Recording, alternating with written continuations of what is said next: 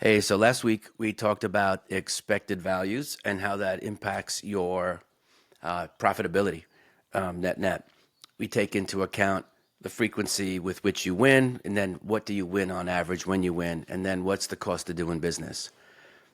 The reason I brought this up and I keep harping on it is because it's very revealing. I think a lot of people, well, they just don't know how to trade. And they have very bad expectations of what they think the market should be doing and how the market should behave, when in fact, what's really most compelling if you want to succeed is to look at your own behavior. The market, is random on any given day. And all we can do is really hope that the things and the setups and the patterns and the trends or whatever it is that you're looking at will kind of continue and behave similarly so that over many, many instances, a big sample space, if you will, your methodology, if you stick to your discipline, will work out in your favor. I think people have an unrealistic expectation about how the market's supposed to behave. I'm going to do another video this week, probably Thursday or Friday, where a guy talked about, or it left a comment about buying historic highs. Like, are those people mad? And it just occurred to me, like, wow, the level of education that must be being sold to you is garbage.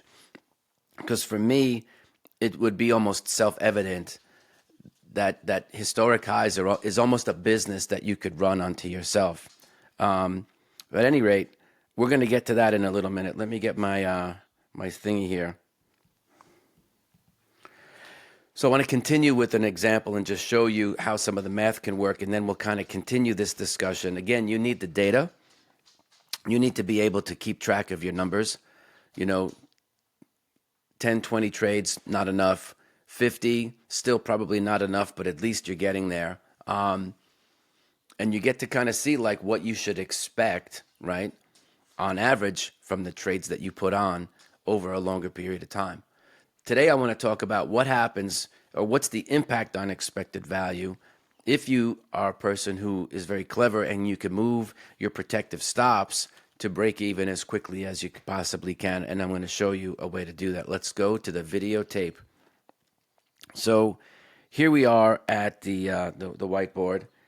And so let's go back and take a look at, looking at, say, let's use blue. It's a good vibration. So we'll have 40% winners, and we'll use something asymmetric like 5K when you win, and we'll have 60% losers, and we'll lose our risk unit when we lose. Right? So this is what emotionally and financially you're ready, willing, and able to lose when you lose, right? And you can figure that out. I think you should think of it like this should be your R, right? This piece here, which I like to think of as a percent of your assets under management, whatever your account is, right? You get to figure all that out yourself. Boom. And so now we'll look at the expected value. Again, you could do the math in your head. You get 2K here minus 600 here, and that would lead to an expected value of $1,400, right? So check it out. This gets to be kind of cool. When some of you, are trading, you can trail structure or you can use percentages. And I vacillate between two. Why? Well, because there isn't a structure all the time. The thing is that you can still keep it the same amount. Meaning if your R is 1,000, it doesn't matter if you're going to trail structure or use a percent-based stop. These two can be equal. It's just a question of where the market is. So I don't look at one as being better than the other. I look at them as being the same. Because then you get to say, okay, well, my position size is going to be built upon how far are we from support, for example. Or something, a little bit more random like a swing low. And understanding that if you do get knocked out of a trade, it's not a big deal. You can just get back in at a higher price. A lot of you have a big problem with that. And I think it's time to throw that rock down. Let it go. Your job is to catch as much of the move as you possibly can and not necessarily worry about the prices. You have to define your risk, but things very rarely move in a straight line. You understand? So it might help your mindset if you let go of this need for hyper precision. You could be driving yourself completely batshit for no particular reason, just because you kind of got hooked up listening to some guy talking about scalping on YouTube, and you took that as a body of law, which isn't how I do it. But I want to have a peace of mind. So let's see what happens if you can add moving your protective stop, your initial sell stop, right, which is below the market, up to break even as quickly as possible. Now, one way to do this is to just use like the 20-day ATR, for example. And there's several variations of this. You'll have to see which one works. So let's say the 20-day ATR for a particular stock is, say, $10. And for a certain commodity, maybe it's $5. So one thing that you can do is that every time it moves up, say 1/2 ATR or $5 on the stock, or say $2.50 on the commodity future, you're going to adjust your protective stop up and up and up and do it very regimented. You could also choose to say, well, the activity is typically 1 ATR, right? That's the number. So I'm not going to mess with half of it, but the idea being is like, if the ATR was 10 and I had a $20 stock and my protective stop was, actually, that's not a good example. Let's say that I had a $50 stock, ATR was 10, my additional stop might be at 40. So then when the thing goes to 55, I'm going to move this up half to 45 using 10. That's what I'm getting at. Right, so you'll always have that $10 difference, and then when it gets to 60, you'll move your break even to your protective stop to your original entry at 50. Okay, that's kind of like how the pros do it. Now, so you can ratchet the thing using half the ATR, or you can wait for the full ATR move. It really comes down to like what's your preference for risk and where you are emotionally and how aggravated you might get getting stopped out of trades. Like, I don't look at getting stopped out of trades as aggravation, because why? Well, because, this is the deal. I want this equation to work. This equation speaks to my process, right? And what the process is, what's compelling, not the outcome. I'm going to follow my process day after day after day in an unrelenting manner.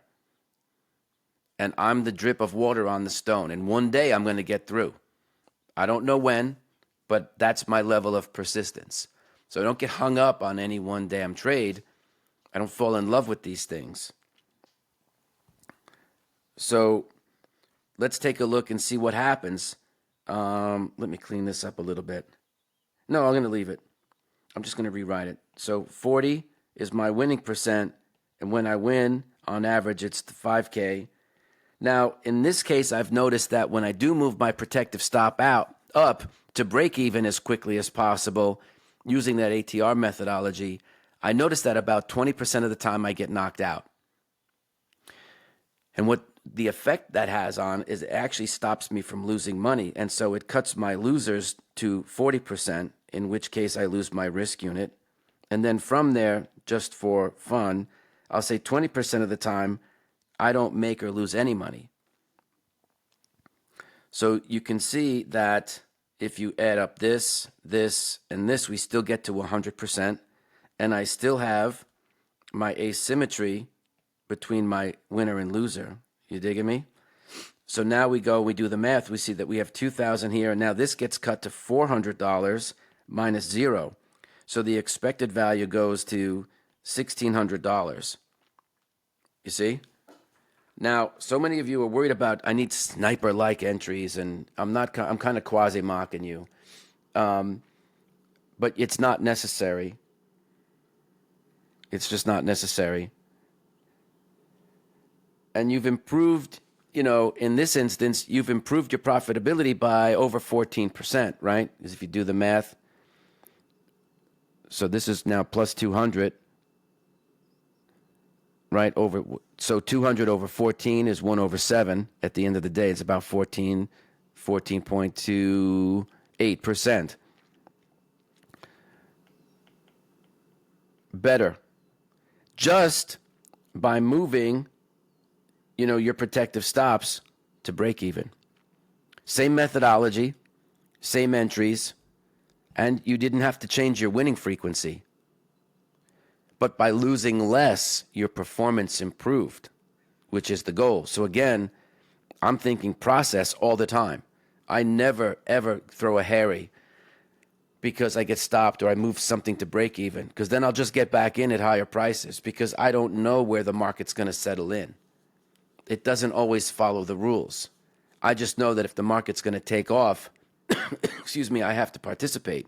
And the last thing I want to do is to worry about, well, I got in, at 50, and then it ranged for a little bit. I got knocked out. It went to 55, but then it came back and I got stopped at 45.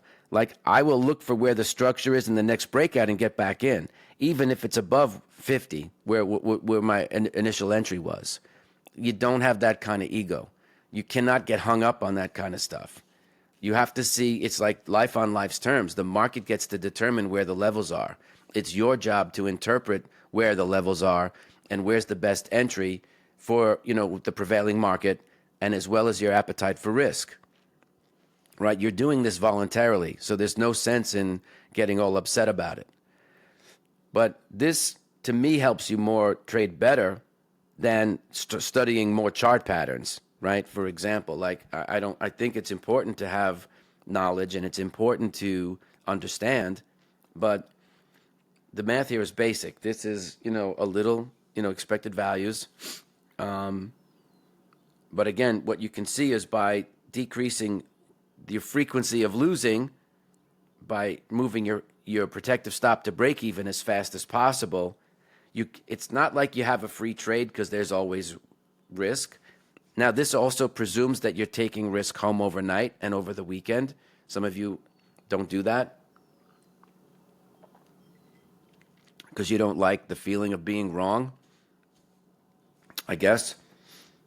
There's probably a lot of reasons.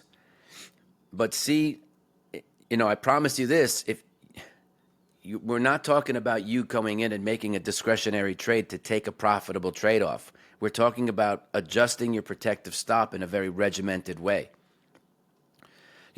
I've seen people call me up and say, Mike, I bought something at 50 and I put my stop in at 40 and the stock is at 80. I'm like, awesome, where's your stop? They're like, it's still at 40.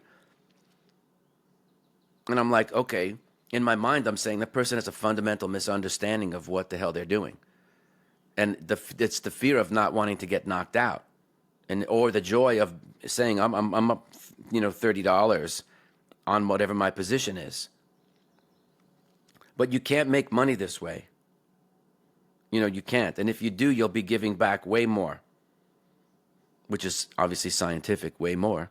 But think about it. When you start to watch this thing leak, 79 becomes 78, maybe it hangs out at 75, then it starts to leak, then it's 72, 70, 70, 72. Oops, now it's 69. And the person's like, well, what should I do? Should I just hang on? Right? How many people were saying that? I got 1,000 calls from people when NVIDIA was retracing, in the first year to date. And I'm like, well, you got to have a process for managing your risk. That's what traders do, is you know where you're getting in, and you also know how much you're going to have, which is the whole rub.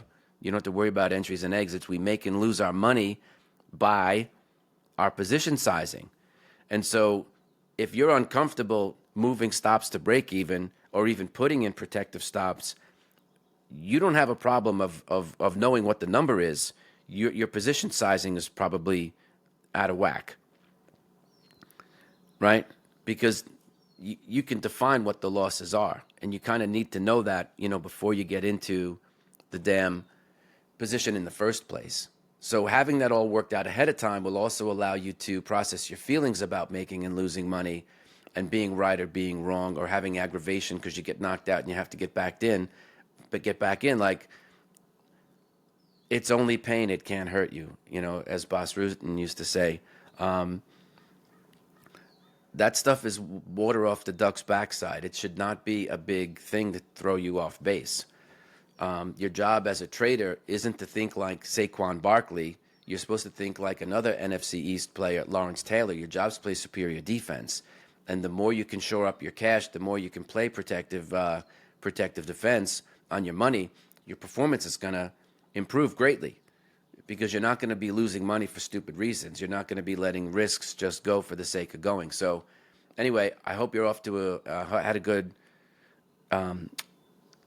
kickoff holiday for the summer, and that you're off to having a great week. Please like and subscribe. If you haven't already gotten a copy of the audiobook version of the Inner Voice Trading, you can get that for free in the description. Hope you have a great trading week. Any questions, please leave a comment, and I'll get back to you. I'll have another video out, I think Thursday or Friday,